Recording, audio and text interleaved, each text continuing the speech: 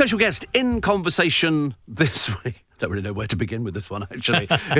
It is odd, isn't it? Because you see people. His career actually really reads like a who's who in the business, you know, from newspapers to journalism to America to back again to people go, ooh, boo, and all this kind of stuff. And then magically he turns up on breakfast television. And I'm thinking, I don't know, will he last on breakfast television? It takes a very special person to get up that time of the morning to present a programme and try and make it look good. In between that, he's got his life stories, he's got his books, he's got all sorts of things. And this time, he meets killer women. Piers Morgan, you're most welcome. Thank you very much, Steve. I'm interested in killer women for two reasons. Firstly, I wanted to know why we go to America to interview killer women. Is it a different system there than the one we've got here? Are you allowed to obviously not go in British prisons and film? Yeah, simple as that, really. You can't interview murderers in this country in prison. Very, very occasionally, the Home Office may grant special rights to a documentary team who are doing, say, a series about Wormwood Scrubs, where they're trying to show the system in a reasonably good light. But in terms of going in like I did here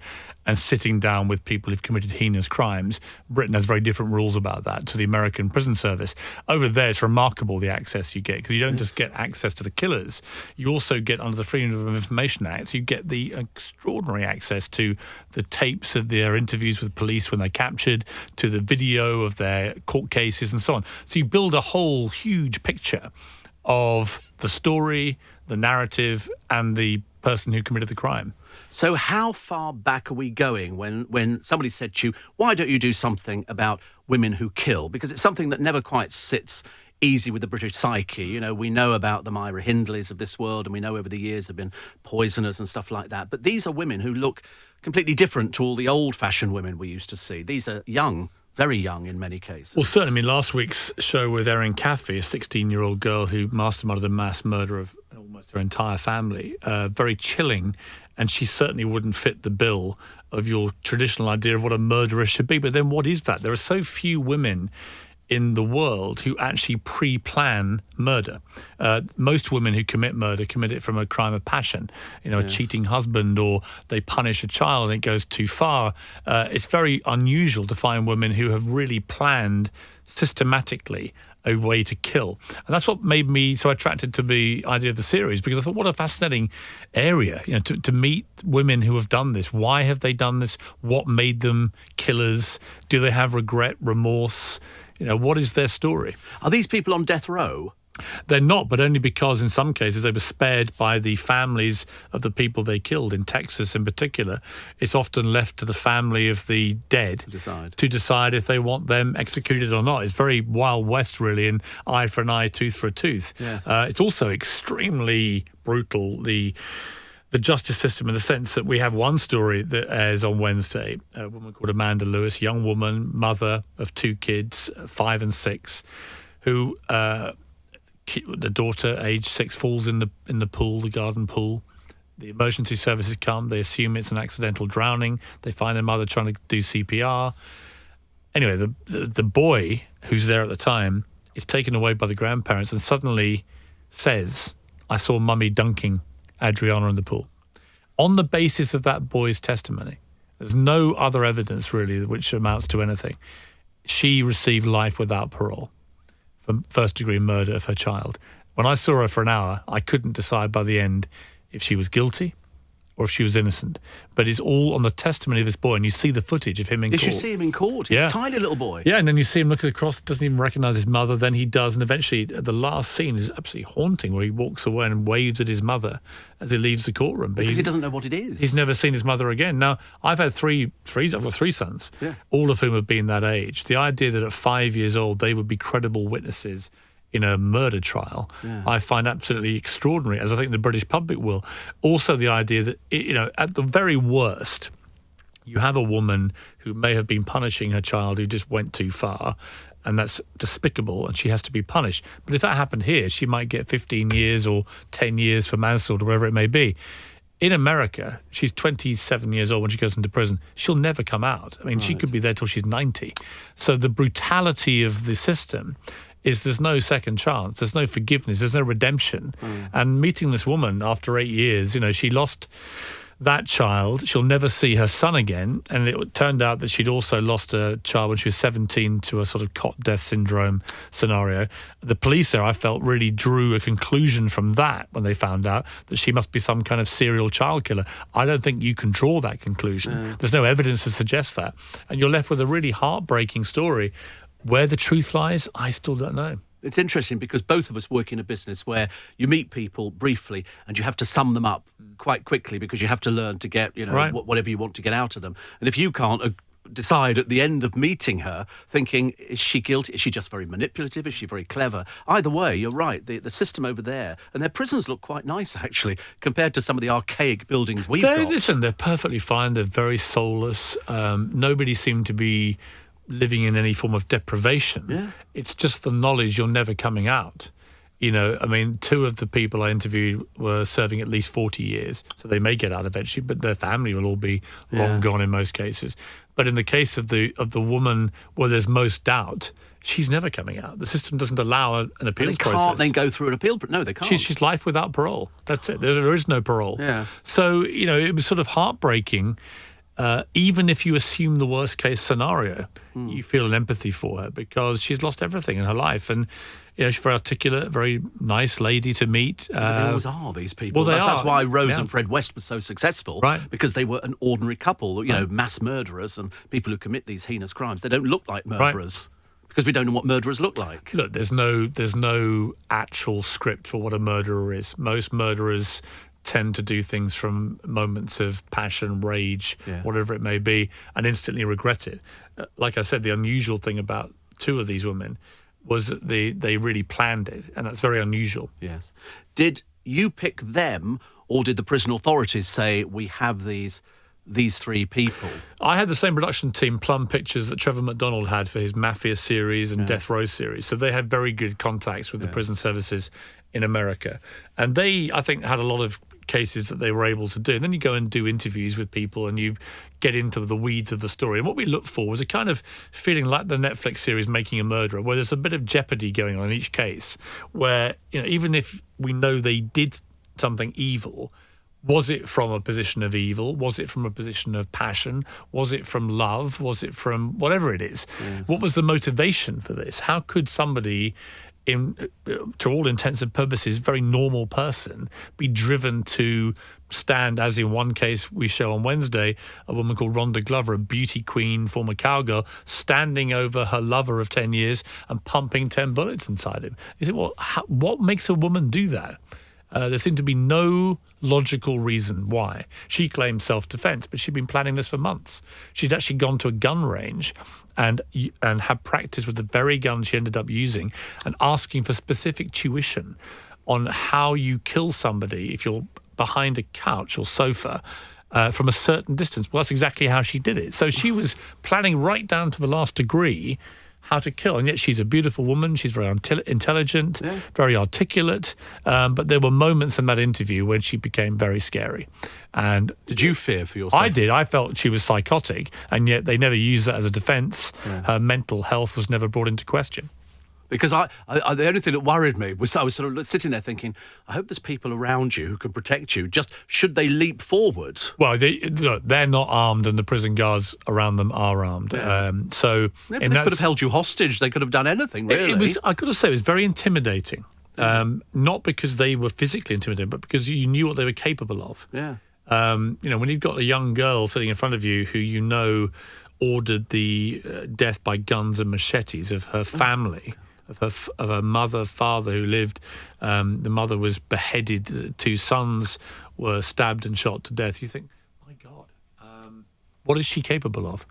And it's unnerving, to defy anyone not to be unnerved by it. I wonder what they thought of you. I wonder what, because when you talk to somebody, you think, I wonder what's going through their mind. But in this particular case, this is somebody who is so far removed from us that you think, I wonder what they think of you. Here is a guy who comes over there to talk to them. Is this what they get off on? Do they get off on talking about their crime? They're all trying to get out, and they think that any form of media might lead to some extraordinary appeal, reprise, whatever it may be. in the case of Erin Caffey, the one that aired last week, she knew me as a judge on America's Got Talent. Right. Which is how I came to get her to sing Amazing Grace, because she sings in the prison choir. She sang in the choir with her family in church every Sunday, and she sang like an angel. She had a beautiful voice, and you're like, how? Blonde hair, blue eyes, sings like an angel, 4'11", homeschooled much of the time, no disciplinary record, nor had the boyfriend. How are these people capable What actually of such triggers it? appalling murder? Well, very interesting. I mean, in her case, very hard to work it out, because it turned out, as people who saw the show will have seen, that there was another boyfriend who came forward and said, well, she'd said to me she wanted her family killed. So this was something that was in her head for several years. And you think, why? And she had no answer for me. She looked at me with those little blue eyes, butter wouldn't melt in her mouth. And so I said, I made bad choices. Well, yeah, we all make bad choices in life. Not like that. But not a choice where you have the annihilation of your entire family in your hands. And I think that was pretty staggering. They must have different relationships with their families, some of these people. Certainly different from my relationship with my family, because you think, I would never even think about anything like that. How could you ever do that? But then I've interviewed people who've interviewed child killers. And these ones I don't understand either. No, I think, look, who knows what goes on. I mean, my view is all killers like that, they must be in some form mentally sick. They must be psychotic. Yes. Even though that wasn't used as defences in their cases, I really believe that's the case. I mean, that you have to be deranged to want to do that when there's no apparent cause. If you've been badly abused, sexually or physically, by a parent, you could understand why later you may want to exact revenge. It's more explicable. You can understand that emotion. Yes. But in this case, there was nothing. It's all very odd. Obviously the series could have run for quite a lot longer than this, because there's lots of these people in there. You could do killer men. Yeah, well, I think there will be other options for us now, because I think it's gone down very well. This, in the sense that people have found it really fascinating. Yes. I think it's an area that is fascinating. Yes. It's real people doing exceptionally heinous things, and you think, why? Yes. It was very interesting. There was a story in the Mirror a few days ago about a man who visits Ian Brady. And he's been visiting for 25 years. He classes him as a friend, and Ian Brady's left him everything in his will. And he claims he knows where one of the boys was buried on Saddleworth Moor. And so they said, well, why haven't you said anything? He said, it's going to be a book. And that's what it is now. It's the world of celebrity. Yeah, and that guy himself sees himself as a bit of a celebrity because he's friendly with Ian Brady. Imagine that being your claim to fame. Imagine being proud of that. Yes. Imagine wanting to make money from somebody like that. Yes. It's sort of equally inexplicable as to what made Brady do it in the first place. Why would you associate yourself in that way with somebody who committed such appalling crimes? But people are strange. You talk to anyone who's ever been involved with mass killers who've gone to prison, and they generate huge fan mail. Yes. They get women from all over the world writing. A friend of mine wrote to Reggie Cray. Right. And Reggie wrote back to him saying, listen, it's very nice of you to write to me, but I don't have enough time to correspond, so this will be the only letter. But people continue to write to them. People proposed marriage to them. And they became famous. And I think the last interview was Reggie Cray on his deathbed, basically, where he was sort of taught he was dying quite clearly. And that's, had they been released, they'd have been on every chat show. They'd have been with you in the morning. You'd have gone, ladies and gentlemen, Reggie Cray, and he'd have been wheeled on, and you talked to him like any other interview. Yeah, and it's the glamorization of crime.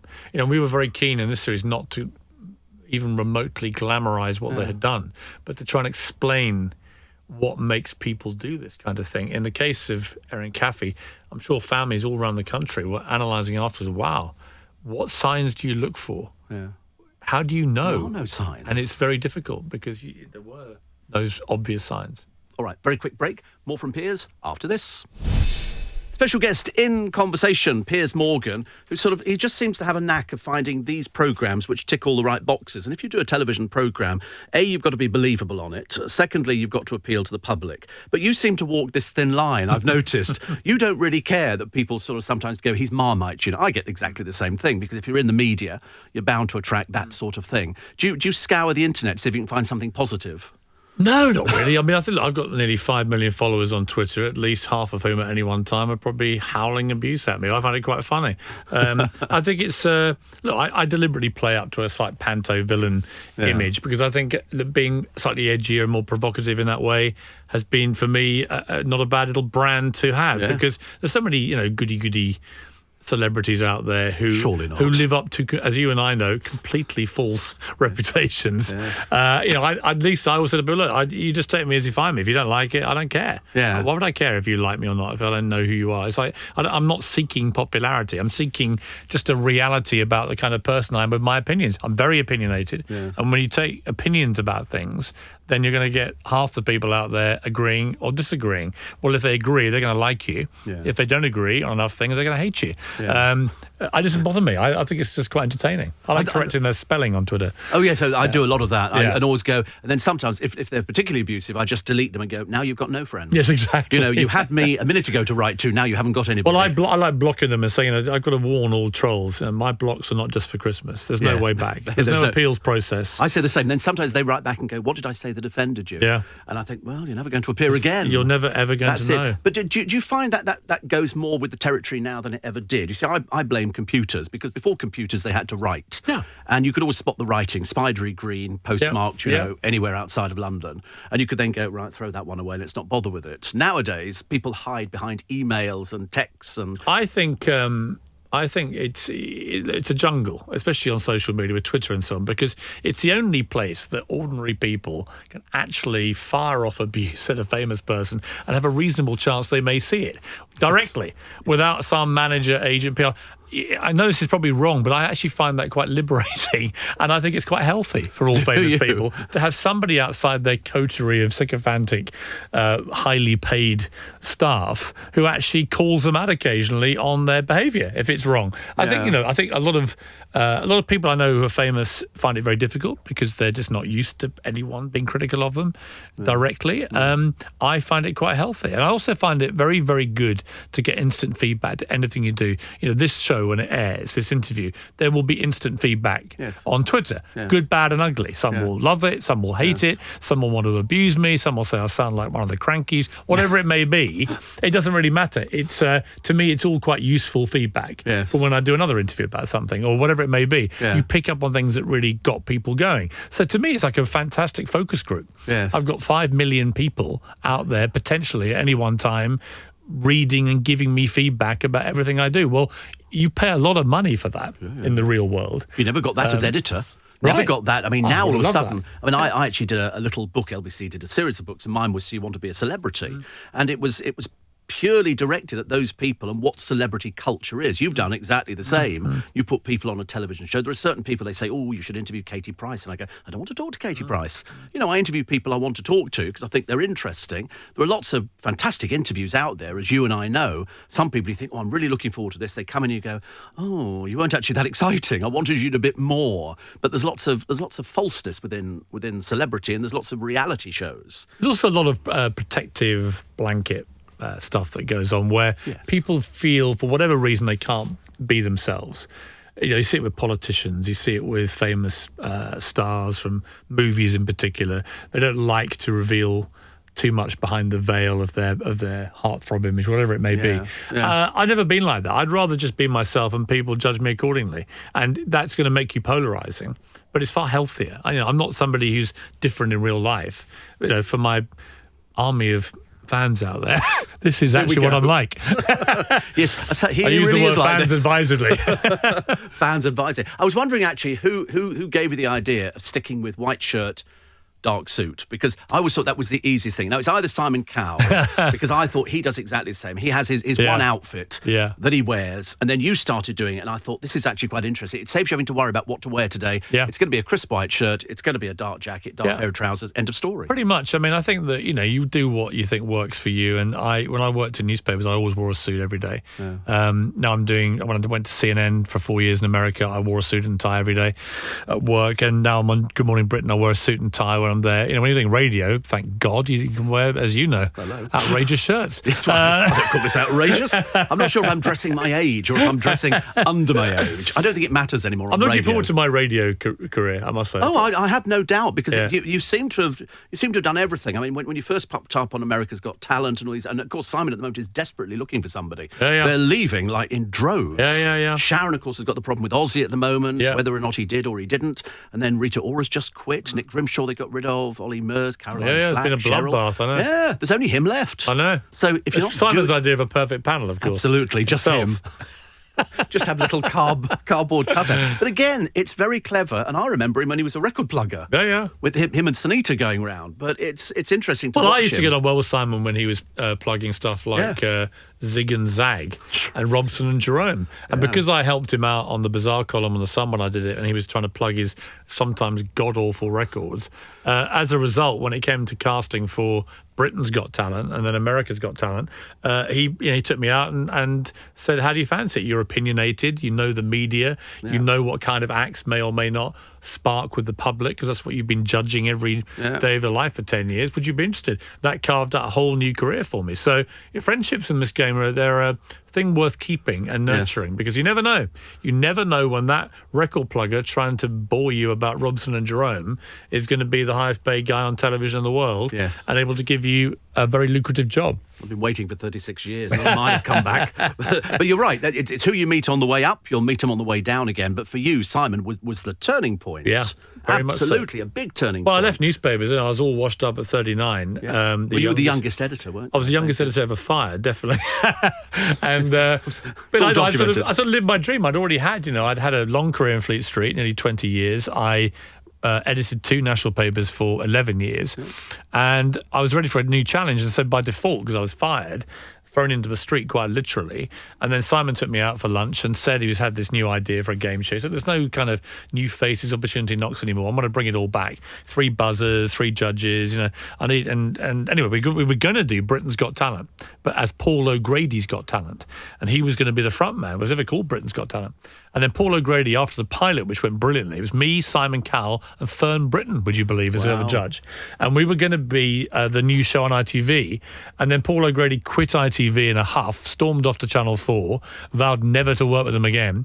And it was all put on the back burner. And then I was distraught, thinking it's my comeback from Fleet Street ignominy. And now it's all over before it even started. And then Simon sent me a text and it said, I've sold the rights of Got Talent to NBC in America. They want to repackage it as America's Got Talent. And I'm looking for somebody as evil, arrogant and obnoxious as myself, because I can't be on it because of American Idol. And your name immediately sprang to mind, Piers. Would you be interested? Yeah. Anyway, literally, I read the text. I texted him back, of course. He flew me to LA the next day. I was picked up by Simon and his Bentley. Lovely. And driven to this bizarre meeting with NBC executives who've never heard of me. I gave them the full Morgan BS for a good hour. And the next morning I got told, you're the new judge on America's Got Talent. Now, then Simon said to me, look, most shows out here tank immediately and get pulled. 3 out of 30 succeed. Don't hold your breath. And we filmed it, and it all seemed to be quite good. David Hasselhoff was my co-judge, with Brandy, the pop star. Yes. And I remember it launching, and I was in England, Royal Ascot, and Simon rang me and said, are you sitting down, darling? And I went, oh, God, this is it. This is like the mafia. We get whacked. Yeah. One episode's gone out, and we're already off air. And he went, we're number 1. And I went... Well, unless of the we, you're not on it. And so, number 1. And we were number 1 by miles. And there it stayed for I did it for 6 years. It never stopped being the number 1 show on American TV every summer. And it was one of the great experiences of my life. And I owe it all to Simon, who just took this really crazy risk. But in a way, he said to me, look, he said, you may see it as a risk. I saw it as you would do a good job for me and help me succeed, which was very magnanimous of him. But, I think we both did each other a favour. He did me a massive favour, and I repaid it by making the show successful along with my fellow judges. It was a big hit, and I think he was very grateful for that. So, it's all about scratching each other's backs. Yeah, and it's made him very, very successful. It's because he hits on a winning formula. Yeah. The formula is we want to sit there, we want to boo, we know for the first few weeks it's going to be all the rubbish that drags out there. We know how it works. It's beautifully crafted and beautifully put together. The music, everything is it's like the X Factor. It's just terribly clever. Simon's a man of very simple tastes, right? You go to his houses and you have probably fish and chips or shepherd's pie. Then you go into cinema and you watch cartoons like the Flintstones. You'll have Sinatra playing. He's very middle of the road, mass market tastes. Yeah. He has the same bottle of beer. He doesn't like change. He likes continuity. And in that way, he's quite a sort of, he's a very sort of middle of the road kind of guy, just generally. And because of that, he's very in tune with mass market tastes and what regular people like, because his tastes are actually very regular, even though now he's got 200 million quid. He's never really changed in his tastes. No, he's exactly the same. And I think that's been his great strength, is being able to understand instinctively what most people will be thinking. A very interesting man, very complex. I mean, are we coming back with some more life stories? Yeah. I'm just working on a cast list now. Yeah, I was going to ask you about cast list. Do they give you a list of people and they go, right, these are the people who we think could be interesting, and you go, no, maybe. Well, it's more a collaborative thing where, I'll come up with some names, some of which we may be able to persuade, some of which we won't. I remember I've been trying to get Michael Caine for 7 years, and last email he sent me, he said, Piers, for all the reasons I like watching your show, I'm never going to do it, which I thought was a brilliant backhanded compliment. I was hoping that he actually would have done, actually. He'd be great for it, because he's led such a great life, Who else are you going for? I think we've got Boy George, who I think will be fantastic. Actually, very good. Perfect time to do it, because he's ready. He's also very good at the moment. Yeah, he is, I did him a few weeks back, and I was never a fan. Yeah. But in fact, he's in a very good place. Yeah. He seems to be very happy. Yeah. He's settled down from being the obnoxious little so-and-so that he was years ago. And I think he'd be very good. Yeah. So I don't want to give too many names away, but I can toss him into the gossip ether, because I think we're pretty well sewn down with him. But look, it's one of those things where I've done 80 life stories now.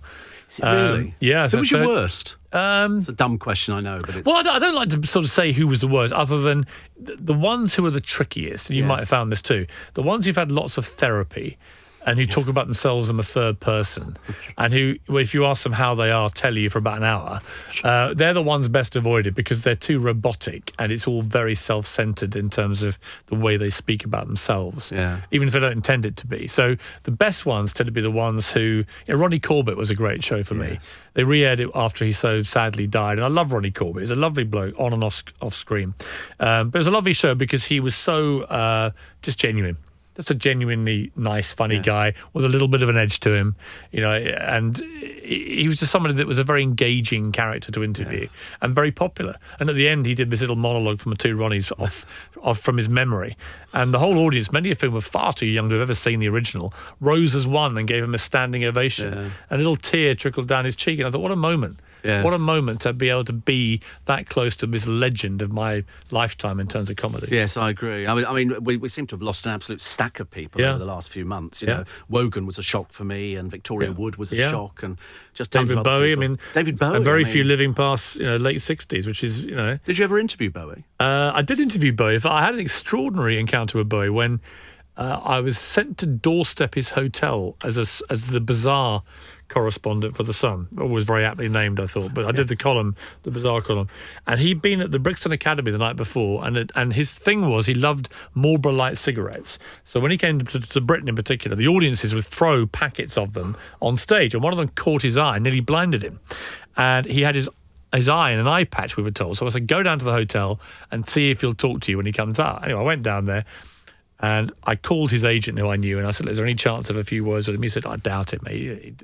Bowie, he doesn't really do anything. Anyway, about an hour later, freezing cold, standing on the pavement, doing one of these dreadful, god-awful all-day doorsteps. And out comes Bowie, and he said, Piers, how are you? I never met him, so I was immediately a great start. I was like, great. And he said, I said, I'm great, thanks. I said, is there any chance of... He said, yeah, don't worry, I'll give you some quotes about my eye in a minute. He said, but you should be asking me a different question. I said, really? What should I be asking? You should be asking, have I just got engaged to a mum? I went, have you just got engaged to a mum? And he said, I have. I said, no, you should be asking me, how did I do that?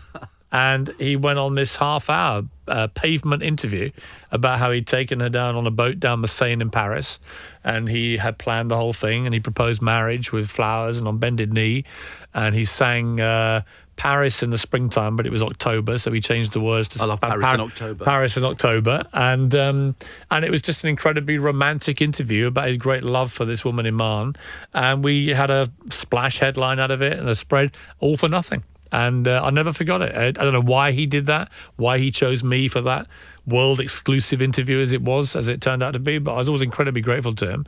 And it was just one of those cool things that I'll never forget. Nice story. Piers Morgan and Killer Women, Wednesday, 18th. And you can catch up with it on iPlayer as well. As always, thank you. Steve, a real pleasure. Good to see you. How rude can you be?